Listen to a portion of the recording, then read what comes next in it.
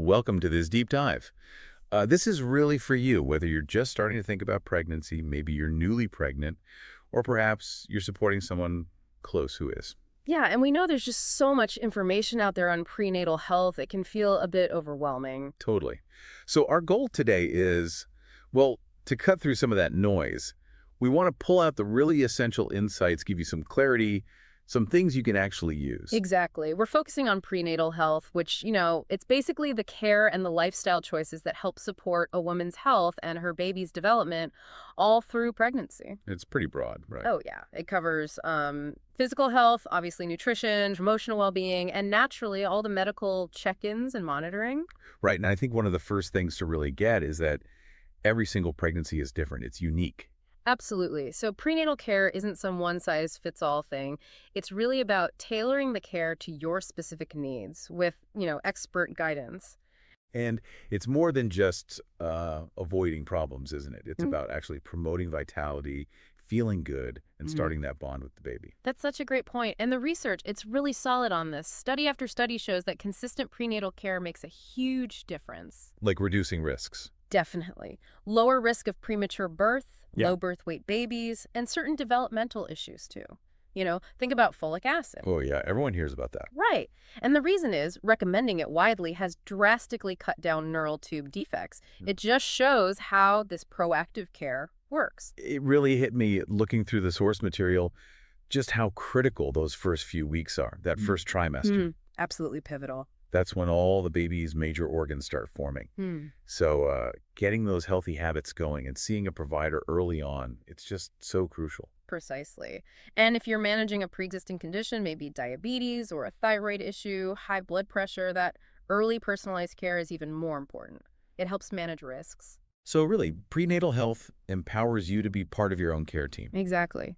To understand what's happening with your body, make informed choices, and feel confident asking for the support you need. Okay, so your body's changing a lot. How do you know what's just normal pregnancy stuff versus something to maybe call the doctor about? That's a super common question. So, normal things can include nausea, morning sickness, but really anytime sickness. Right, feeling wiped out. Yeah, fatigue is huge, tender breasts, needing the bathroom more often, those weird food cravings or suddenly hating foods you used to love. And mood swings, too. Oh, for sure. Hormones are shifting, so feeling up and down is pretty typical, but then there are warning signs. Things you shouldn't ignore. Definitely not. Like really severe pain in your abdomen, any heavy bleeding, vomiting that just won't stop, a high fever, blurry vision, or sudden swelling, especially in your hands or face. Okay, those sound serious. They can be. They need medical attention pretty quickly. And what about the emotional side? We mentioned mood swings, but when does it become more concerning? Well, feeling more anxious, maybe extra sensitive, or just plain overwhelmed, that can happen. But if those feelings start really getting in the way of your daily life or feel really intense, that's when it's important to talk to your provider. It comes back to trusting yourself, doesn't it? It really does. You know your body best. If anything just feels off or worries you, make the call. Don't hesitate. Your peace of mind matters too. So thinking about things you can do proactively, what are some simple lifestyle tips for, better prenatal health? Nutrition seems like a big one. Huge. The sources really emphasize a balanced diet. Lots of whole foods things packed with iron, calcium, folic acid, protein, fiber. Okay, so like what specifically? Think lots of vegetables, fruits, lean meats, or other protein sources like beans and lentils, nuts, dairy if you eat it.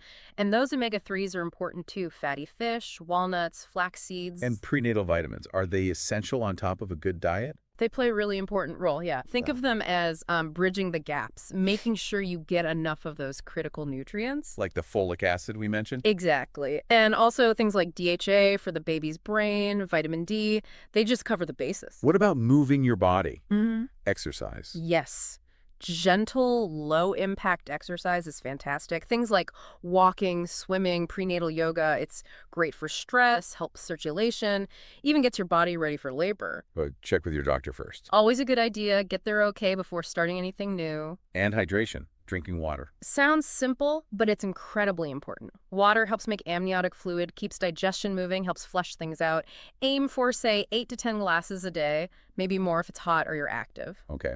And rest. Mm-hmm. Seems obvious, but probably gets overlooked. So vital. Sleep is when your body recovers and grows, and that goes for the baby too. Finding a comfy position, often sleeping on your left side, helps later on, and having a relaxing bedtime routine can make a real difference. And then there are things to avoid. Right. Definitely avoid alcohol, tobacco, recreational drugs. And then be cautious with others, limit caffeine, avoid unpasteurized foods like some soft cheeses and raw seafood. And finally, just showing up for those appointments. Absolutely fundamental. Those regular checkups are key for monitoring how things are going and catching any potential issues early. Now, speaking of monitoring, technology has come a long way.